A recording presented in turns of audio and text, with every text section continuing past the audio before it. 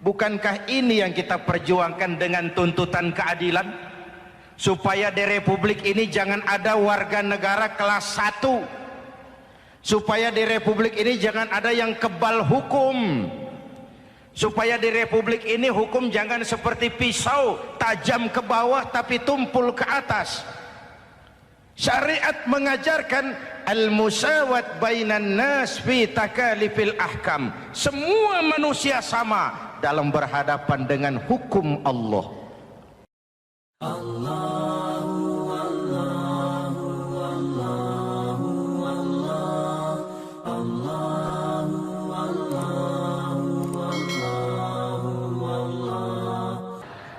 Kita mau bicara keagungan Ramadan yang ditandai 3 hal.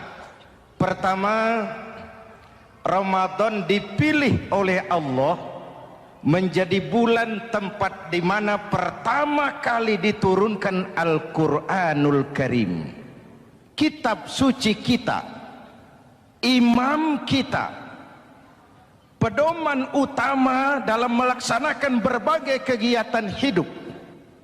Pertama, ia berisi akidah yang tujuannya menyelamatkan manusia dari ketergantungan kepada benda, menyelamatkan manusia dari kemusyrikan, baik syirik yang jali maupun syirik yang khafi.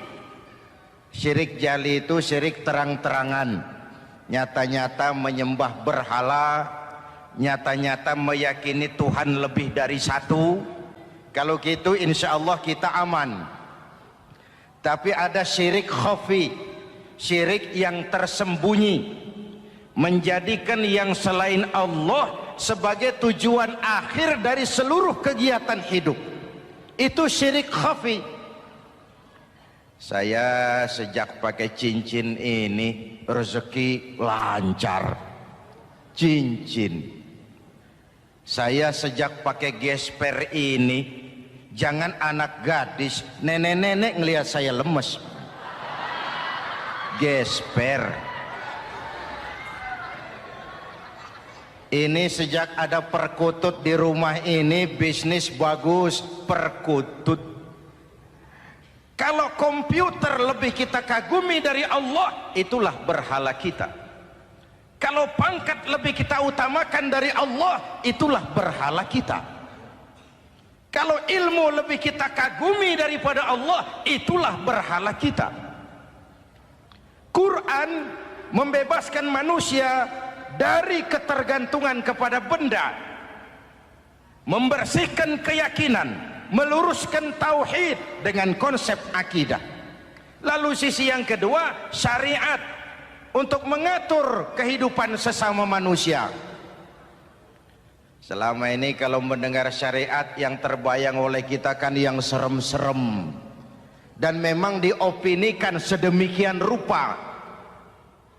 Padahal watak syariat itu pertama, al-musawat bainan nas fi takalifil ahkam. Ini watak syariat Islam. Semua manusia sama dalam berhadapan dengan hukum Allah. Semua manusia sama. Bukankah ini yang kita perjuangkan dengan tuntutan keadilan? Supaya di Republik ini jangan ada warga negara kelas 1. Supaya di Republik ini jangan ada yang kebal hukum. Supaya di Republik ini hukum jangan seperti pisau, tajam ke bawah tapi tumpul ke atas. Syariat mengajarkan al-musawat bainan nas fi takalifil ahkam. Semua manusia sama dalam berhadapan dengan hukum Allah. Ketika mengajarkan orang beramal, Rasulullah kepada putri kesayangan beliau sendiri berkata, "I'mali ya Fatimah, i'mali fa inni la ughni anki minallahi syai'a." Fatimah, beramal kau. Fatimah sholat, Fatimah puasa, Fatimah haji. Kalau kau tidak beramal, aku ayahmu Rasulullah tidak akan sanggup membelamu di akhirat nanti. Inilah watak syariat. Tidak mentang-mentang anak kesayangan lalu ada jaminan, sudah Fat, kamu nggak sholat nggak apa-apa, nanti di akhirat ada papi. Tidak. Semua manusia sama dalam berhadapan dengan hukum. Andai kata Fatimah putri Muhammad mencuri, tidak usah orang lain, Muhammad sendiri yang akan memotong tangannya. Bukankah keadilan macam ini yang kita harapkan? Cuma sayang, selama ini banyak kita mengenal Islam seperti orang buta kenal gajah. Ada 3 orang buta dilepas ke kebun binatang, disuruh kenal gajah. Saya yakin laporannya lain-lain. Orang buta pertama bilang, Pak, gajah tipis lebar kayak kipas. Kenapa? Dia baru pegang telinganya.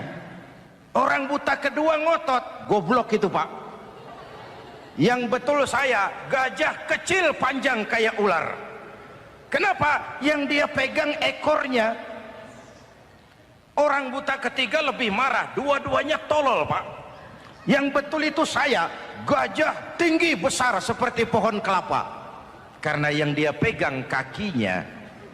Beginilah kita mengenal Islam, seperti orang buta kenal gajah. Frame of reference, kacamata pandangannya tidak total. Baru kenal kaki gajah sudah sok tahu gajah. Baru kenal telinga gajah sudah sok kenal gajah. Kemana-mana pidato, saudara-saudara, gajah tipis lebar kayak kipas. Buat orang yang belum kenal gajah, dia menyesatkan. Buat orang yang sudah tahu gajah, senyum di kolom. Oh, kau baru kenal kupingnya kok. Begitulah kadang-kadang kita baca Quran, ayatnya yang keras, kesannya Islam itu sangar, Islam itu sadis, Islam itu perang. Di sisi lain ada yang adem, sejuk, lalu lahir generasi feminim. Buat saya yang terpenting semua kita perlu.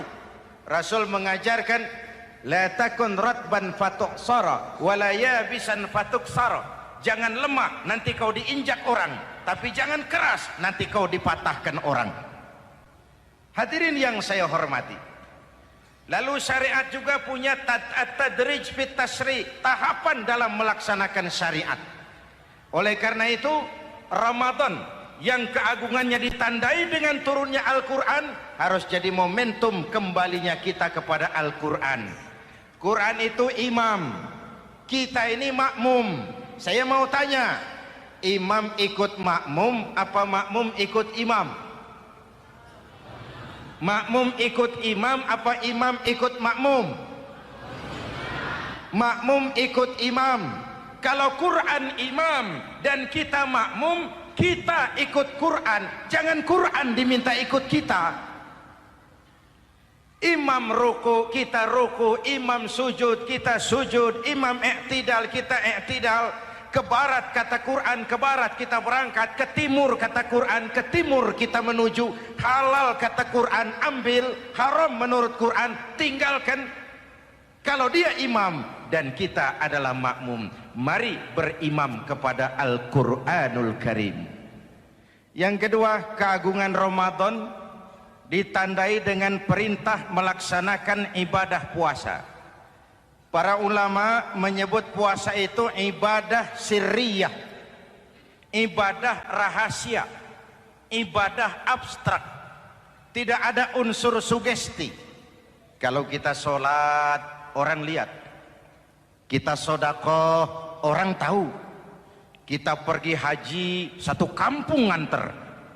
Kita puasa, cuma kita dan Allah. Pura-pura sholat, ketahuan Pak. Pura-pura sedekah, nggak bisa dong, apa yang disedekahin. Pura-pura haji, kemana perginya?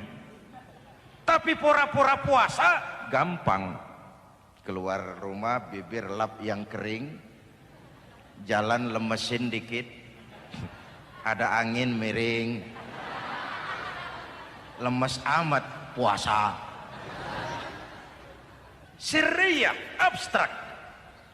Ibadah lain bisa dinilai, wah itu teman kita sodakohnya berani ya. Kok tahu kamu? Kelihatan dari jumlahnya. Itu sholatnya khusyuk ya. Kok ngerti kamu? Kelihatan dari geraknya. Tetangga sebelah itu rasa-rasanya hajinya mabrur ya. Kok ngerti kamu? Kelihatan dari tingkah lakunya setelah pulang haji. Kalau yang sebelah lagi itu haji tomat. Di Mekah tobat sampai kampung kumat. Ibadah lain kelihatan bisa dinilai, tapi puasa tidak bisa dinilai. Belum pernah saya dengar orang bilang, teman kita puasanya mantap betul ya. Kok tahu kamu? Beludah terus. Nggak ada hubungannya. Oleh karena puasa ibadah sirri, ibadah abstrak, maka yang terbentuk dari ibadah ini pertama keikhlasan. Ini sikap hidup yang paling penting. Orang lain mau puji atau tidak bukan soal. Orang lain mau dengar atau tidak bukan soal. Ini urusan saya dengan Allah. Dari ibadah sirri seperti ini terbentuk keikhlasan, dan itu penting. Penyakit yang namanya stres lalu menjadi stroke itu umumnya karena orang kehilangan keikhlasan. Tetangga sebelahnya beli TV, dia demam, panas dingin. Temannya naik jabatan, dia masuk rumah sakit. Temannya beli rumah, dia mati. Disiksa oleh perasaannya sendiri. Marilah hidup dengan ikhlas. Beramal ikhlas. Saya menyantuni yatim bukan karena disorot TV, bukan karena masuk majalah, bukan karena dimuat koran, karena Allah. Berpakaian ikhlas. Saya berpakaian ini karena perintah Allah menutup aurat, bukan karena tuntutan Ramadan. Kalau cuma tuntutan Ramadan, Ramadan saja bagus busana muslim. Selesai Ramadan kembali pusar merajalela. Menerima jabatan ikhlas, ini amanah dari Allah. Jabatan adalah alat untuk mengabdi, bukan cuma alat yang melahirkan kekuasaan dan fasilitas.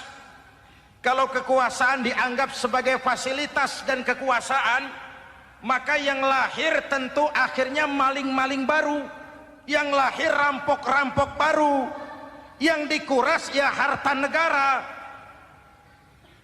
Hadirin yang saya hormati, ikhlas menerima jabatan dengan keyakinan ini amanah Allah, amanah akan dimintakan pertanggungan jawab. Ini alat untuk berbuat baik, ini alat untuk mengabdi. Kalau cuma digambarkan kekuasaan jabatan sebagai kekuasaan dan fasilitas, itu yang lalu banyak melahirkan rampok-rampok baru. Betul? Iya, kalau jabatan kan gajiannya jelas. Menteri gajinya jelas, anggota DPR gajinya jelas, presiden, wakil presiden gajinya jelas. Tetapi ketika fasilitas dan kekuasaan banyak memberikan hasil, jangan heran lalu muncul penjarahan terhadap kekayaan-kekayaan yang justru merupakan milik rakyat. Ikhlas dalam menerima jabatan, ikhlas dalam berbuat, ikhlas dalam beramal. Lalu yang kedua, jujur. Tadi siang saudara sholat zuhur apa tidak? Sholat. Yang sholat? Ya enggak, ya enggak. Sebelum sholat zuhur kan saudara berwudu. Waktu berwudu kan saudara berkemur, memasukkan air ke mulut. Umpama waktu berkemur saudara korupsi, dikit saja airnya saudara minum, jangankan hansip, jangankan satpam, jangankan polisi, teman sebelah pun tidak tahu kalau waktu berkemur kita korupsi. Kenapa kita tidak mau melakukan itu?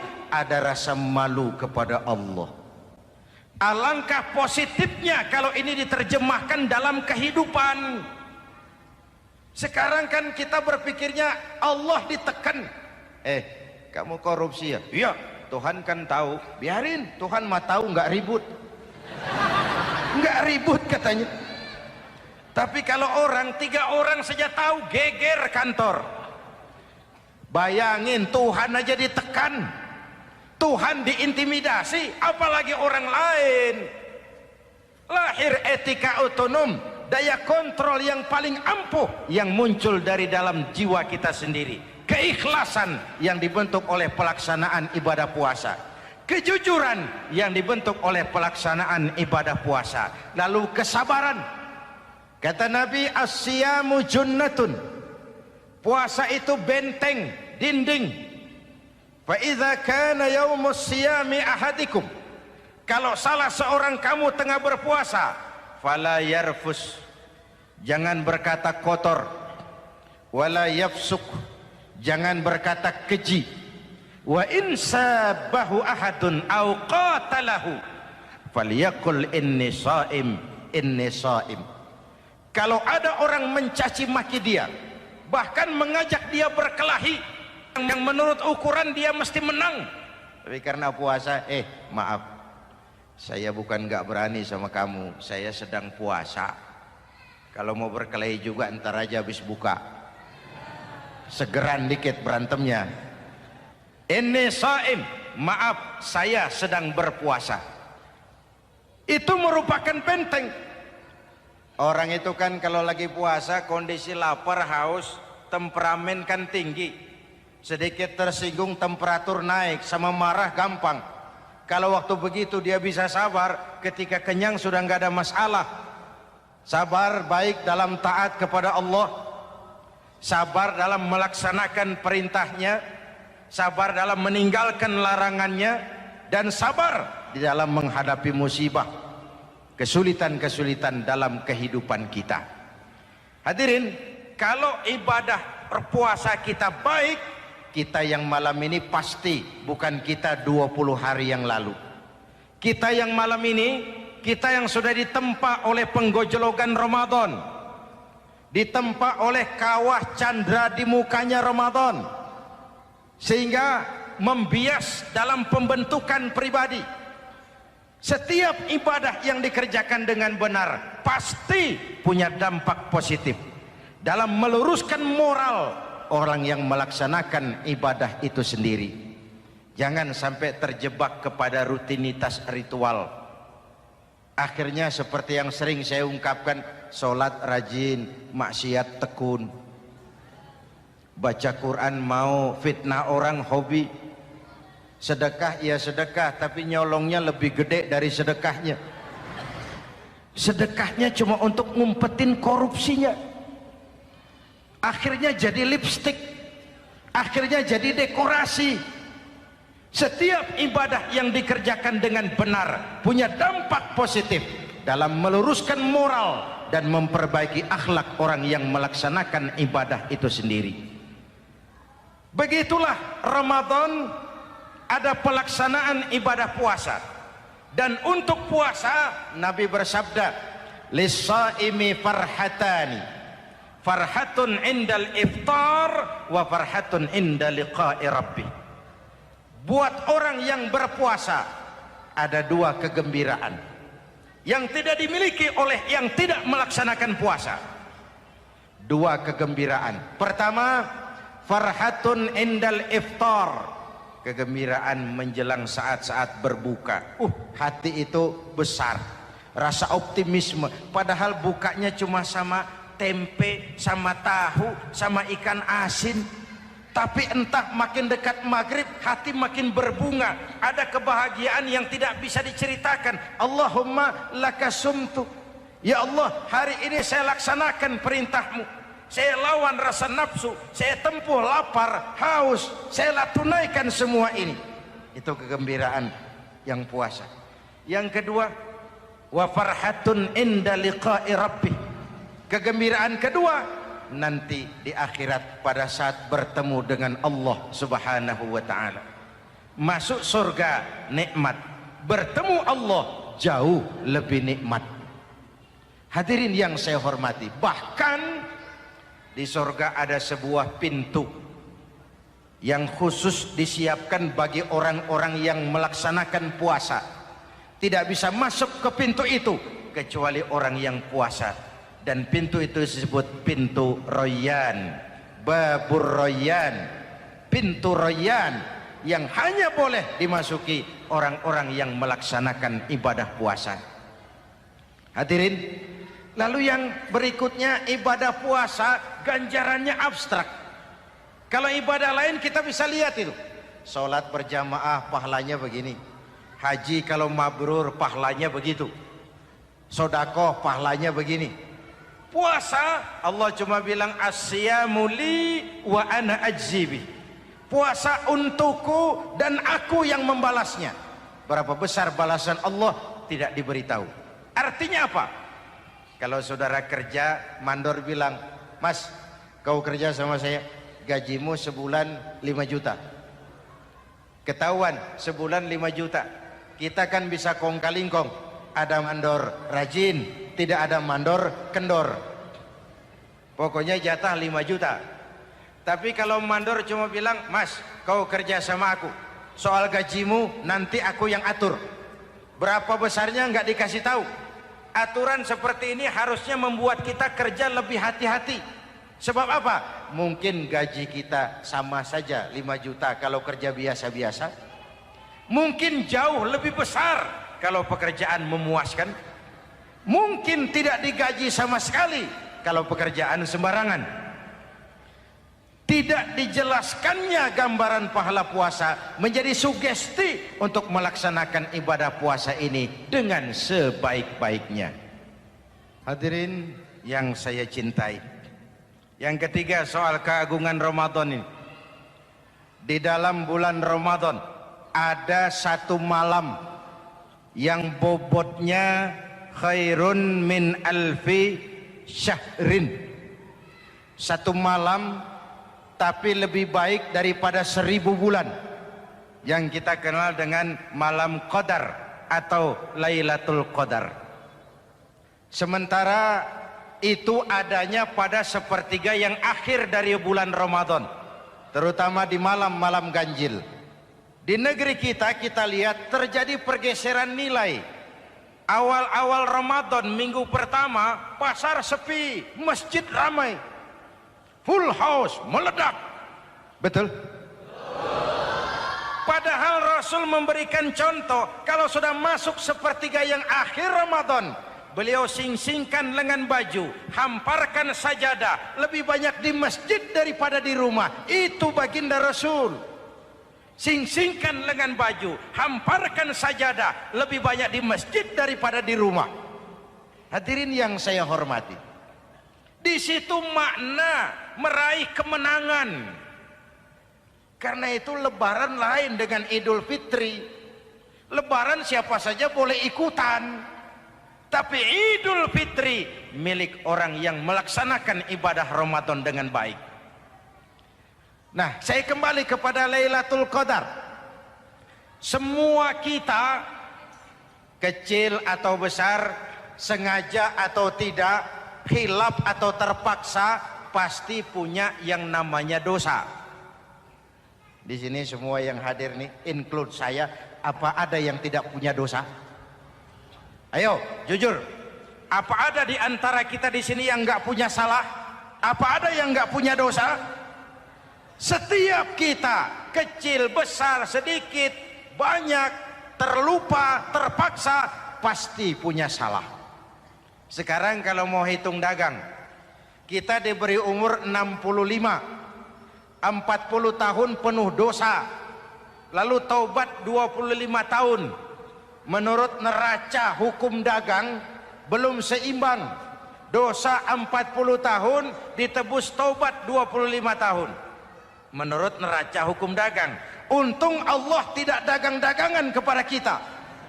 Di Ramadan ini Allah ngobrol pahala. Di Ramadan ini Allah membuka pintu rahmah yang seluas-luasnya. Sampai-sampai ada hadis qudsi, "Lau amiltumul khataya hatta mala'atis sama, thumma nadimtum, fataballahu alaikum." Kalaupun kamu berbuat dosa, penuh langit dengan dosamu, kemudian kamu menyesal dan bertaubat, Allah pasti akan menerima taubatmu. Hadirin yang saya hormati, inilah momentum Ramadan, saat dimana kita melakukan pemutihan diri. Masih ingat cerita dalam kitab Durratun Nasihin? Saya ulang lagi cerita ini untuk sugesti. Ada bajingan tengik pernah membunuh 99 orang. Satu saat hidayah datang kepadanya, terniat ingin bertaubat. Dicarinya seorang ustadz. Ketemu ustadz kepala ngajar. Ustadz, ya, apa? Saya mau taubat. Diterima apa tidak taubat saya? Emangnya dosa kamu apa? Saya pernah membunuh 99 orang, ustadz. Ustadznya melotot. Wih, banyak amat. Enggak segampang itu nyawa hak prerogatif Allah. Cuma Allah yang berhak ngambil. Membunuh tanpa alasan yang benar, dosa besar. Dosamu kelewat banyak, mas. Enggak bisa. Dia vonis lebih dulu kayak surga milik bapak moyangnya. Ini preman kita pikir ini ustadz saya niat baik-baik kok ngomongnya enggak enak. Nah, daripada 99 tanggung. Saya lempengin aja nih urusan dah. Dibabat lagi ustadz. Tamat. Selesai. Pas. Cepet. Niat taubatnya masih terus. Dia mengembara sampai ketemu seorang ustadz yang bijak. Waalaikumsalam ustadz. Assalam. Ada apa? Ustadz, saya mau taubat, diterima apa enggak sih? Oh, sebelum mentari terbit dari sebelah barat, sebelum nafasmu sampai di tenggorokan, Allah akan menerima taubatmu. Boleh jadi dosamu besar, tapi ampunan Allah lebih besar dari dosamu. Begitu Ustaz. Iya. Cuman ngomong-ngomong dosamu apa sih? Ustaz, saya sih tadinya cuma bunuh 99 orang. Terus ada Ustaz ngomongnya nggak enak. Jadi saya cukupin 100. Oh, taubatmu diterima asal benar-benar. Cuma begini saja, kampungmu kampung brengsek tuh, lingkunganmu nggak sehat. Kalau kau pulang ke sana lagi, niat taubatmu bisa lentur dan luntur. Kamu pindah saja, hijrah ke kampung lain yang lebih baik. Baik Ustadz, makasih. Wah, ngepak koper, pindah. Belum sampai ke kampung yang dituju, ajal datang merenggut nyawa. Ketika ruh keluar dari jasad, ini malaikat rahmah dengan malaikat azab rebutan. Kata malaikat rahmah, ini jatah saya. Orang ini sudah taubat, tempatnya di surga. Kata malaikat azab, nanti dulu. Taubat sih taubat, 100 bagaimana urusannya? Bertengkar. Akhirnya Allah mengutus malaikat Jibril, kau adili. Kata Jibril, ukur sajalah mana yang lebih dekat, kampung yang dituju atau kampung yang ditinggalkan.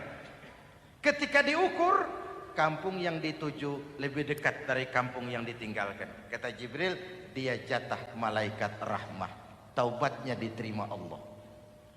Nah, kalau mendengar riwayat seperti ini, jangan diartikan bahwa untuk taubat mesti membunuh 100 orang. Ini harus diartikan bagaimanapun besar dosa dan kesalahan yang kita lakukan, jangan putus asa dari rahmat Allah. Sebaliknya, bagaimanapun banyak kebaikan yang kita kerjakan, jangan puas hati dan sombong diri. Kita belum tahu akhir perjalanan hidup ini. Kita hanya berbuat dan berbuat. Kepastian itu haknya Allah. Ada yang masuk neraka karena menyiksa kucing. Ada yang masuk surga walaupun sudah membunuh 100 orang. Bahkan kalau nanti saudara di surga ketemu orang-orang soleh, saudara nggak usah kaget, itu memang tempatnya di surga. Saudara akan kaget nanti kalau di surga ketemu pelacur. Pelacur masuk surga. Penasaran saudara samperin, Mbak Yu. Iya Mas, sampean ada di sini, apa Allah nggak salah wesel ini? Iya Mas, saya ini ada di surga sini. Padahal waktu di dunia dulu saya ini siapa Mas tahu kan? Mas juga langganan kan waktu itu.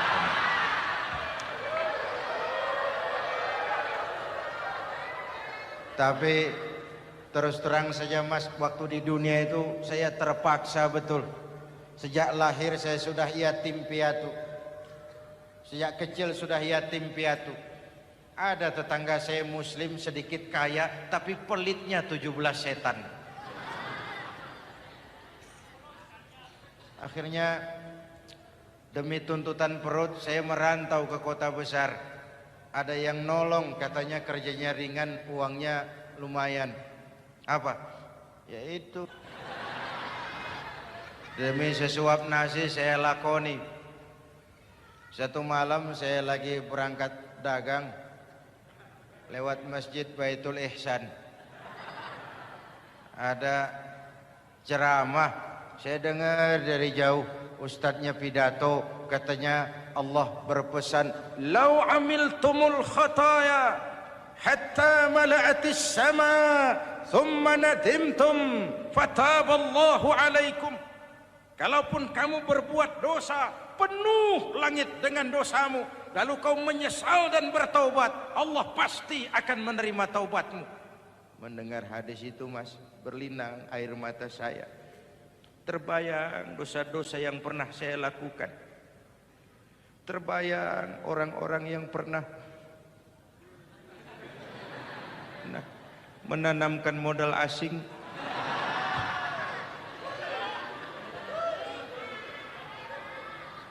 Dikala itu hidayah datang, saya niat taubat pulang kampung Mas, mudik. Lagi ngepak koper mau mudik, tamu datang, saya bilang mulai malam ini saya berhenti dagang. Taubat saya sebenar-benarnya, taubat saya diterima Allah. Walaupun mampir dulu, transit dulu di tempat lain, akhirnya saya sampai juga ke sini. Inilah Ramadan. Orang baik bukan orang yang tidak pernah salah, karena tidak ada orang yang tidak pernah salah. Orang baik kalau dia berbuat salah, dia segera sadar, dijadikannya sebagai pelajaran untuk tidak diulanginya lagi di masa yang akan datang. Maka Nabi berpesan, tuba liman syaghalahu aibuhu an uyubin nas. Beruntung benar orang yang kekurangan dirinya menyebabkan dia sibuk sampai tidak sempat mencari-cari kekurangan orang lain. Tapi celaka benar orang yang terlalu sibuk mencari-cari kekurangan orang lain sampai lupa dengan kekurangan dirinya sendiri. Hadirin, karena itu menurut Al-Imamul Ghazali, Lailatul Qadar itu malam istimewa. Adanya pada sepertiga yang akhir di malam-malam ganjil, 21, 23, 25, 27, 29. Tetapi yang ingin mendapatkan Lailatul Qadar harus berjaga-jaga sejak awal Ramadan. Nggak bisa pakai ilmu ngancem. Wah ini 21 malam nih, nggak keluar-keluar dari masjid. 22 libur, 23 absen lagi. Nggak bisa seperti itu. Ingin mendapatkan Lailatul Qadar harus berjaga-jaga sejak awal Ramadan. 1000 bulan kira-kira 83 tahun. Rata-rata umur orang sekarang kita ini jarang yang sampai 83. Jarang. Kalau menyontoh Rasul jatah kita 63. Hadirin yang saya hormati, sehingga dikatakan itulah fasilitas yang diberikan Allah kepada umat Muhammad ini. Walaupun umurnya relatif pendek, tapi amaliyahnya tidak kalah dengan umat zaman dulu. Benar, Nabi Nuh umurnya 950 tahun. Ibadah umatnya berarti panjang, tetapi mereka tidak ada Lailatul Qadarnya. Benar, Nabi Adam umurnya panjang, 2000 tahun, umatnya rata-rata sekian. tetapi tidak ada nilai tambah yang diberikan Allah kepada mereka. Kita umat Muhammad ini umur relatif pendek. Kalau nyontoh Nabi 63 tahun, betul. Tapi bayangkan, ada Lailatul Qadar yang nilainya khairun min alfi syahrin, lebih baik daripada 1000 bulan, dan 1000 bulan 83 tahun. Kalau 10 tahun berturut-turut memanfaatkan Lailatul Qadar, maka artinya umur kita sudah sama dengan umur umat Nabi Nuh alaihi salam. Kualitas ibadahnya yang saya maksud. Tugas kita memanfaatkan peluang-peluang seperti ini dan mengisinya dengan berbagai kegiatan-kegiatan ibadah. Mumpung Allah menyediakan itu buat kita bersama. Tahun depan nggak ada jaminan kita ketemu Ramadan lagi. Karena itu mumpung senyampang ini diberikan kesempatan memasuki minggu-minggu 10 yang terakhir dari Ramadan, sing-singkan lengan baju, hamparkan sajadah, dan berusaha lebih banyak di masjid daripada di rumah. Hadirin yang saya hormati, dari pembicaraan singkat yang saya sampaikan, Ramadan menjadi agung oleh karena 3 hal.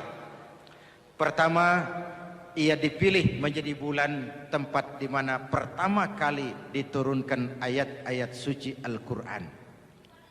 Karenanya Ramadan disebut juga sebagai Syahrul Quran, bulan Al-Quran. Karenanya Ramadan juga kita lebih intens memasuki kehidupan Al-Quran sebagai makmum dan kita sebagai imam. Jika Quran adalah imam dan kita adalah makmum, maka konsekuensinya makmum harus ikut imam, bukan imam yang ikut makmum. Yang kedua, keagungan Ramadan ditandai dengan pelaksanaan ibadah puasa. Setiap ibadah yang dikerjakan dengan benar pasti punya dampak dalam memperbaiki moral, meluruskan akhlak orang yang melaksanakan ibadah itu sendiri. Maka bulan suci Ramadan menjadilah kawah candra di muka, menjadi bulan training, bulan latihan. Saya sering ibaratkan, Mike Tyson masuk latihan, keluar latihan, tinjunya makin hebat. Hewitt masuk latihan, keluar latihan, tenisnya makin canggih. Zinedine Zidane masuk latihan, keluar latihan, sepak bolanya makin hebat. Kalau latihan tiap hari, main kalah terus, orang kan ngomong, buat apa latihan? Kita sebulan penuh latihan supaya bulan-bulan sesudah Ramadan nanti kita jangan sampai kalah dalam permainan hidup ini. Hidup ini kan permainan.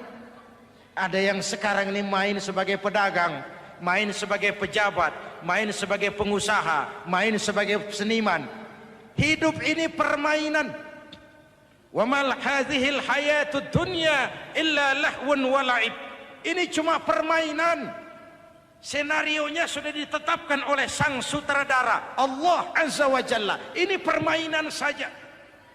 Maka bermainlah sesuai dengan aturan main. Karena hidup memang permainan. Tapi jangan main-main.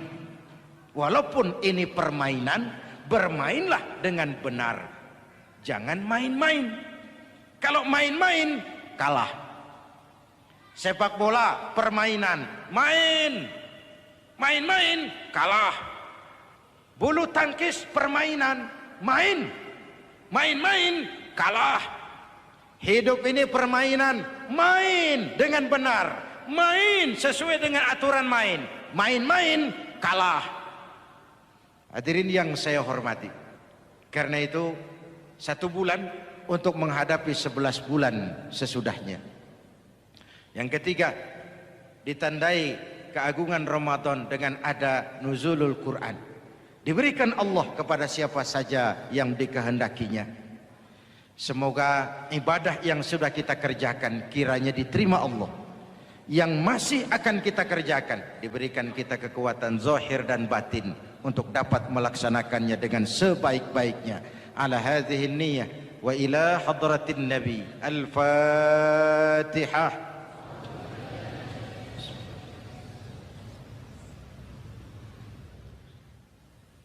Bismillahirrahmanirrahim.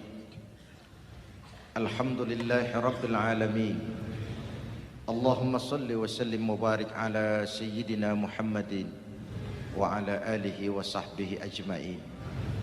Ya Allah, dengan sepenuh perasaan dan pengharapan, dalam segala kerendahan dan kelemahan, ampuni dosa kami, dosa ibu bapa kami, dosa saudara-saudara kami umat Islam.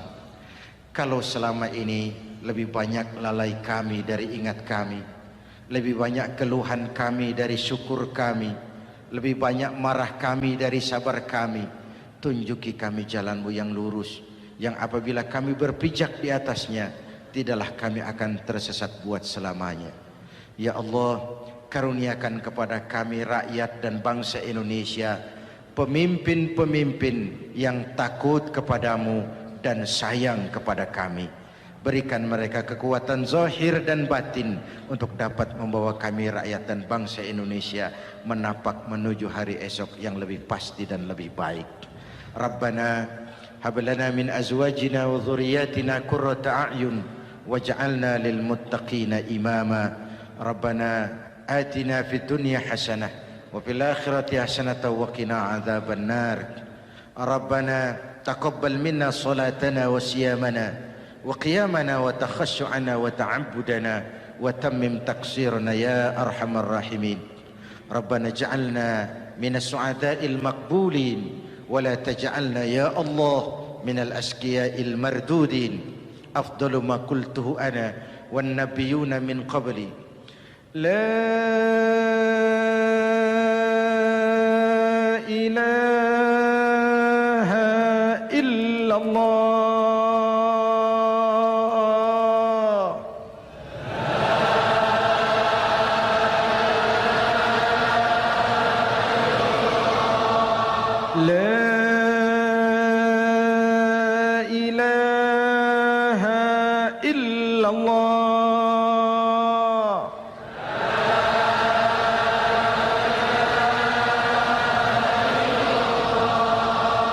Muhammadur Rasulullah.